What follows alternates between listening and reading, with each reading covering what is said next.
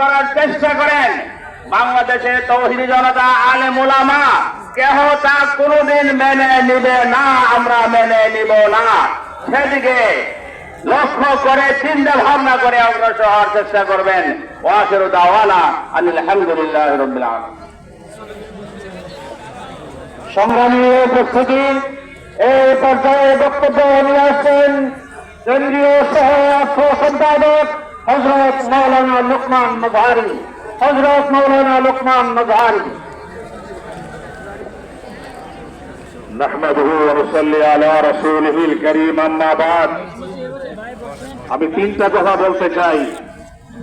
2013, 21 এবং 24-এর গণ আন্দোলনে যে সকল খুন গুম হত্যা করা হয়েছে, ফেসিবাদের ফেসিস্ট শেখ হাসিনা সহ সকল মন্ত্রিসভা এবং সংসদ সদস্য সংশ্লিষ্ট সকলকে ফাঁসির মঞ্চে ঝুলাতে চাই।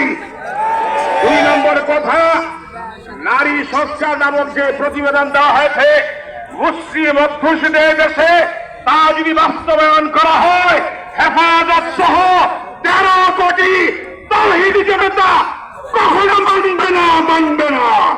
3 নম্বর কথা, দিল্লিকে বলতে চাই, ভারতবর্ষে মুসলমানদের উপর নির্যাতন বন্ধ করতে হবে, ওয়াকফ বিল বাতিল করতে হবে, বর্ডারের যে উত্তেজনা সেটা বন্ধ করতে হবে।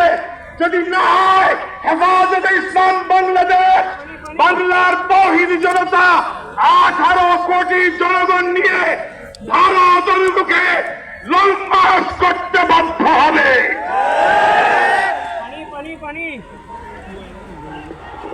সংগ্রামী সাথী ও বন্ধুগণ, এবার বক্তব্য নিয়ে আসছেন নারায়ণগঞ্জের ঐতিহ্যবাহী আমলাপাড়া মাদ্রাসার মুহতামিম কেন্দ্রীয় নায়েবে আমির হযরত